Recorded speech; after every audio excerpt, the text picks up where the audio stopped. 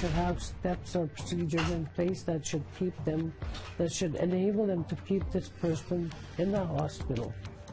Tonight, a mother grieving over the freezing death of her daughter discovers more disturbing details. The consequences of her actions were such that many survivors were hurt, disgusted, and outright angry. And kicked out. Controversial Senator Lynn Beyak is pushed out of the Conservative National Caucus for content her leader calls racist.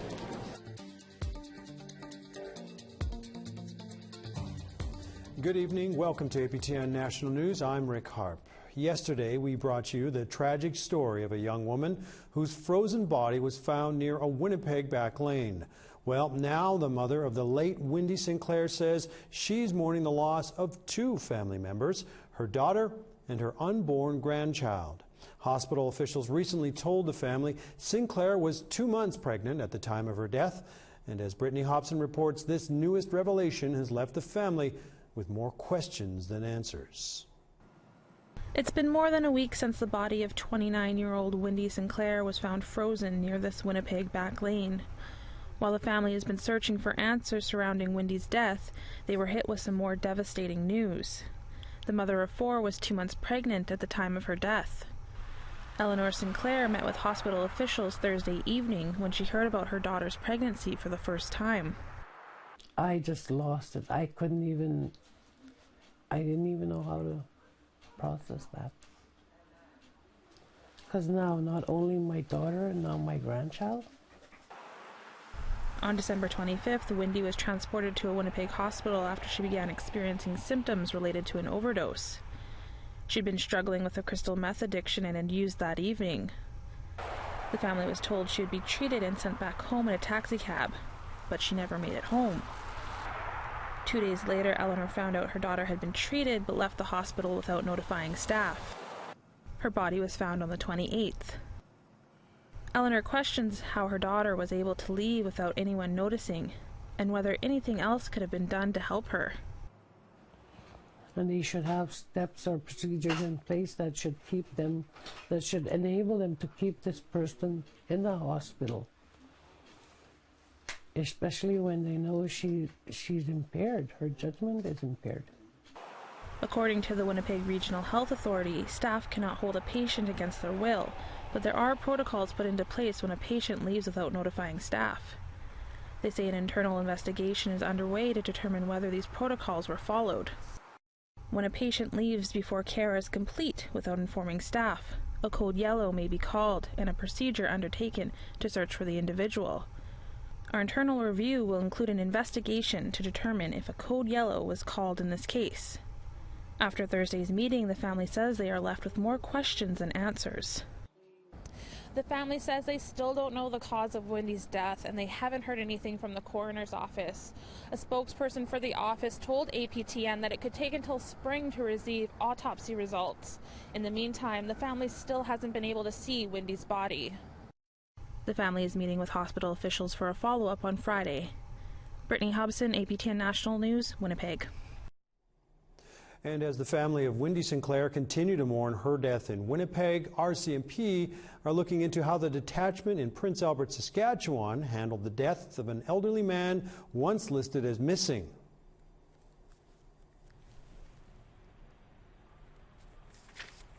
On December 26, the 59-year-old man walked away from a rural care home in minus 30-degree temperatures. The care home called police to say he was missing, but he was found frozen to death the following morning. An initial RCMP review has determined that the RCMP response, quote, may not have been sufficient, unquote, and will conduct an external investigation into the actions of members of the force. The timeline is kind of open-ended. I think it's important to note that when these investigations are done, that they're done correctly and efficiently, so whatever time that takes, that's what we're looking at. We don't put a short timeline or a long timeline. It's just more getting the facts out and getting them out correctly. Meanwhile, in Calgary, more sad news. A young woman who had been declared as missing has since been found dead. Police say the body of 21-year-old Shan Kim Tom was found yesterday. She'd been missing since December 18th. Police aren't saying anything else about the death, but they do say an autopsy has been scheduled for Monday, January 8th. To national news now, Senator Lynn Beyak has been kicked out of the Conservative caucus for refusing to remove controversial content from her website. Beyak has come under frequent criticism for her assertions that, quote, some good came out of Canada's residential schools. Her website has featured some 100 letters of support for those statements. For example, this one: I'm no anthropologist, but it seems every opportunistic culture, subsistence hunter-gatherers, seeks to get what they can for no effort. There's always a clash between industrial organized farming culture that values effort as opposed to a culture that will sit and wait until the government gives them stuff.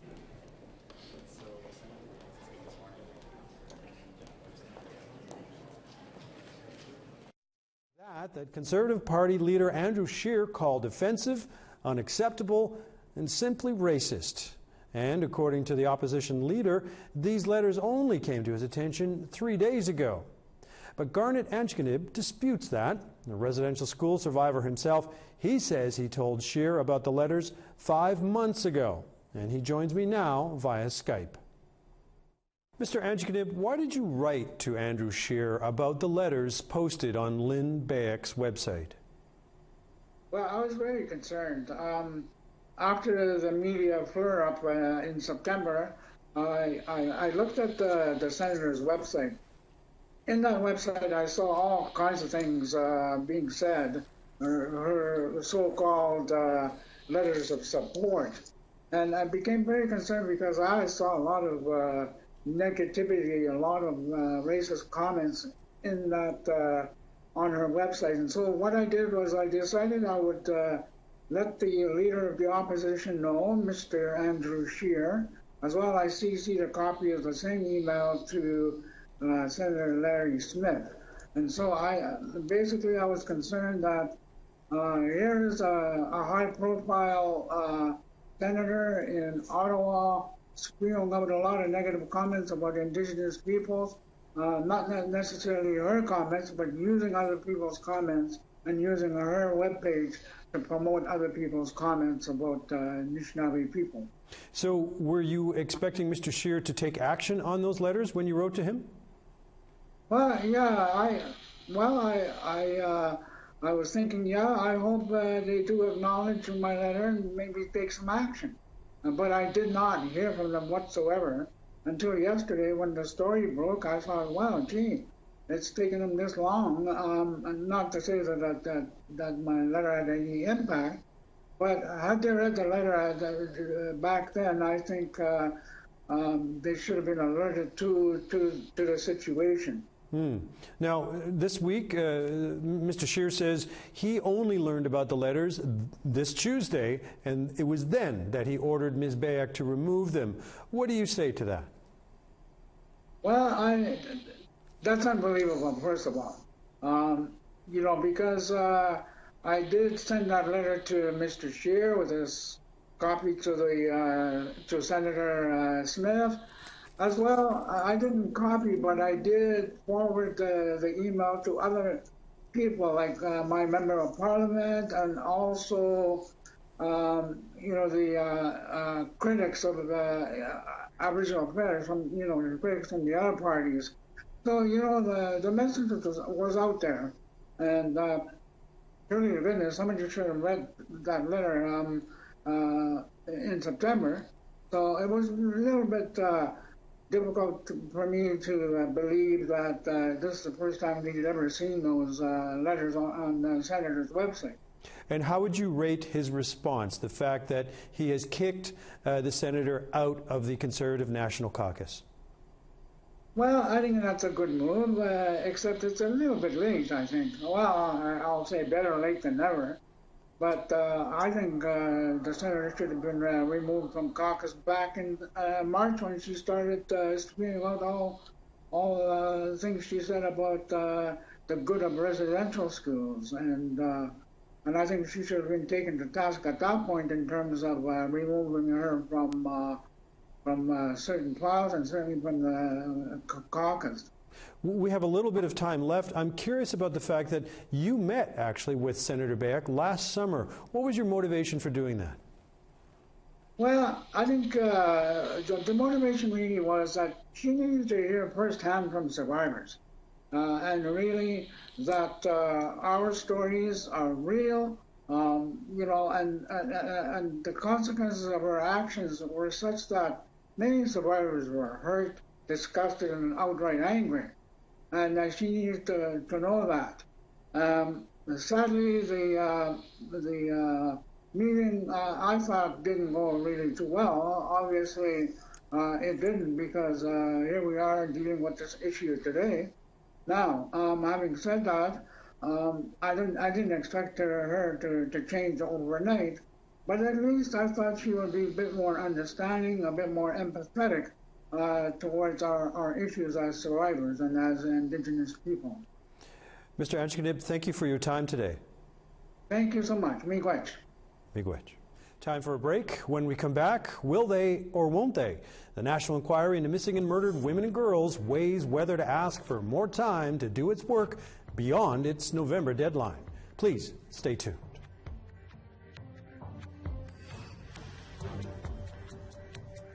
Mostly cloudy in St. John's, 1. Charlottetown, partly cloudy, -14. In Ukjuak, -27, partly cloudy. Nain, -5 and some snow. Val-d'Or, -25 and sunny. Saguenay, -22 and also sunny.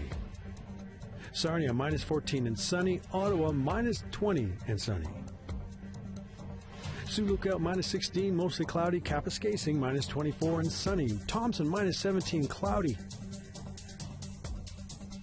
Gimli Harbor, snow, -13. Winnipeg, mostly cloudy, -12. Swift Current, 1, mostly cloudy. -1 in Regina, also mostly cloudy.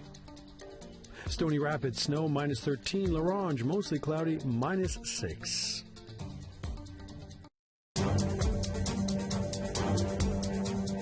Welcome back. Questions continue to hang in the air about the National Inquiry into Missing and Murdered Indigenous Women and Girls, not least whether it will push for an extension. Just before the holidays, we told you that Chief Commissioner Marion Buller intended to submit an application to extend before Christmas, a deadline it did not meet. So where do things stand now? Well, joining us for more on that question is Commissioner Michelle Odette, who joins me via Skype. Commissioner Odette, as I understand it, the Commission had set for itself a deadline by which it was going to ask or not ask for an extension already. That has since gone past. Why has it not yet made a determination? Okay, well, for sure there will be a document presented to the Prime Minister and the Minister responsible for this inquiry very soon, maybe next week or in 2 weeks. And I was one of them that was like saying, and I'm still saying, that it's important that we have that extension. We said clearly that it was going to be presented before Christmas. And of course, I was away the past 2 weeks before Christmas for family reasons. And I was told the reason. I was explained and I understood. First of all, because I was on the road almost every hearings, and we were hoping to present it in December, like we said. And when I saw the document, I said I would need to have it in French to make sure I understand every word of it. And it brought a small delay, a small one. But the other delay, I would say, it's also because we are running the human, how do we say in English, human resource capacity at a maximum. We're burning staff. We're even burning some of us, the commissioners. And the people who were writing this document for the government were also lawyers, were also executive directors, were also commissioner on the road. So we had a little bit of break during this December after the hearings, and now we are presented a few options. And this week, or next week, sorry, will be very, very crucial to decide how many years we're asking for the this extension and so on. can you give us a sense of the range of options in terms of how much longer and how much of an additional budget is being explored? What's the low end and what's the high end? Are you able to lay those options out? I would love to give you that information. I'm very transparent of that, but I have to respect also that we have a National Family Advisory Circle that will look the proposition, also the relationship that we have with the National Aboriginal Organization, the NIOs. So with that, we need to hear from them what would look best, which scenario would look best in order to present this to the federal government. So who makes the ultimate determination whether or not to go ahead and ask for an extension? Is it a shared responsibility, or does it rest only with the Chief Commissioner? It's a shared responsibility. And we go by vote, and let's say that the majority are very comfortable with option number 2 or C, and one of us is not, so the vote will decide, and from that the majority will how do we say, that will be the final decision.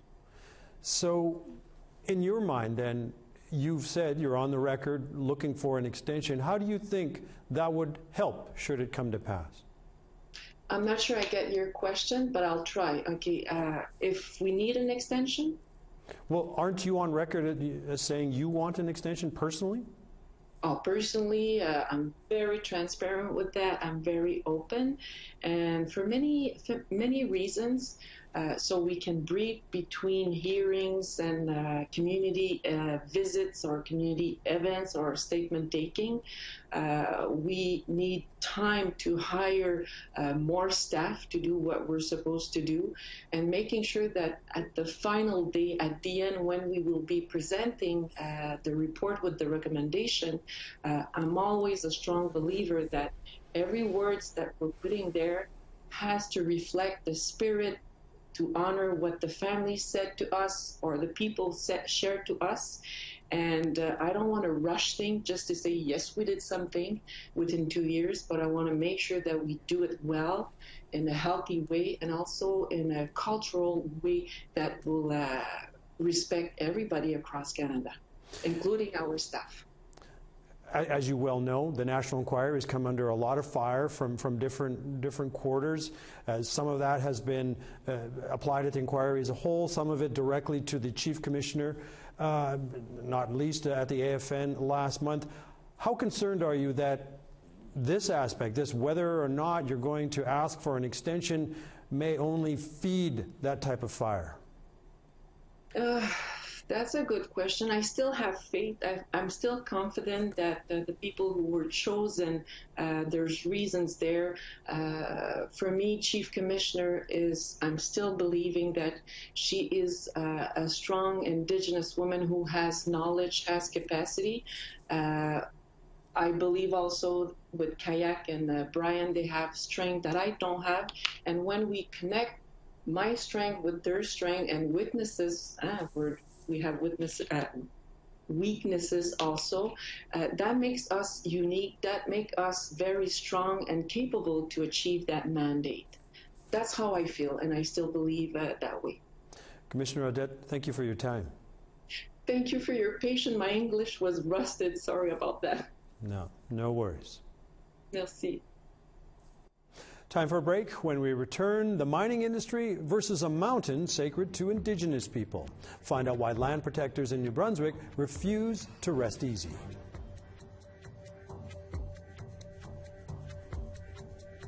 High level, mostly cloudy, -11. Mostly cloudy, Fort Mac, -3.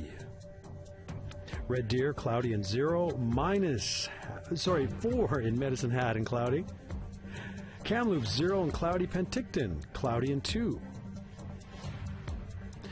Fort Nelson, -12, mostly cloudy. Smithers, mostly cloudy, 0. Old Crow, -16 and cloudy. Mayo, -13, also cloudy. Ray Lakes, -13, mostly cloudy. Fort Resolution, a snowy, -11. Inuvik, -18, partly cloudy. Baker Lake, a sunny, -29. Cambridge Bray, -19, mostly cloudy. Clyde River, a sunny, -24. the same in Cape Dorset.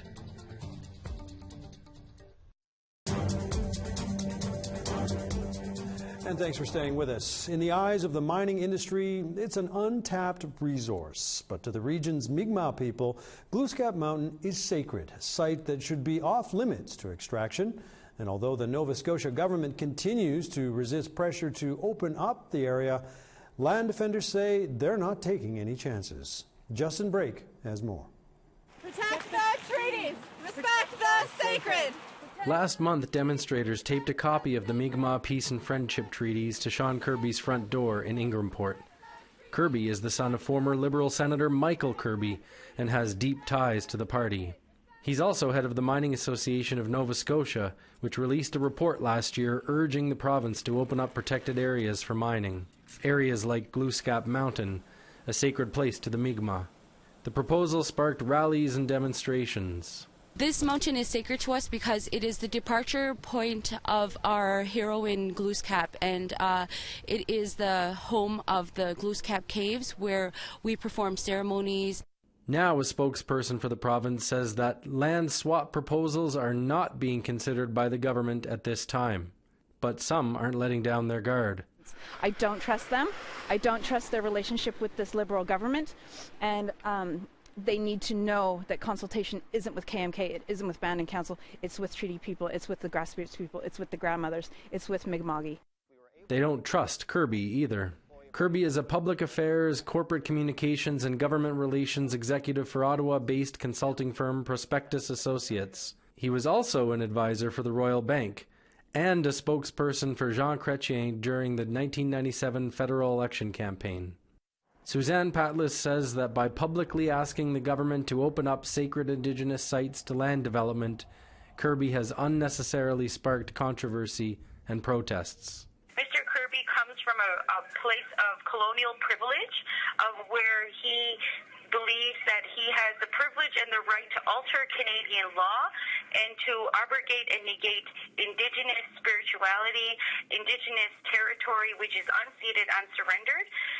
For him to believe that he can just step into a situation and have things changed based on his privilege. On Friday, APTN asked Kirby a number of questions about Indigenous rights and the Mi'kmaq treaties delivered to his home, but he repeated the same Mining Association talking points. The focus of the Mining Association of Nova Scotia is simply putting out information related to the Protected Areas Plan and how that impacts our industry and our ability to create jobs for Nova Scotians.